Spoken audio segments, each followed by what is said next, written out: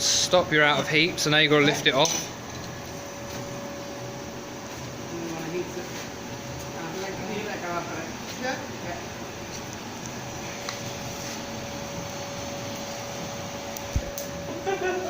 This tea light holder's the aim. So you just put a tea light on the top there. So just quench the finial.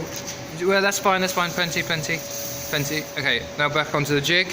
Where's your hammer? I don't know. Hang on.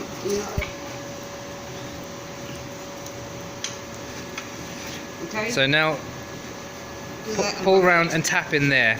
Like this? Yeah? Stop. Let go with the tongs. Now just tap with the hammer round. Like that? Yep, keep going. Keep going. Hello. Keep going. Stop. Okay, now you've got to raise it off the jig.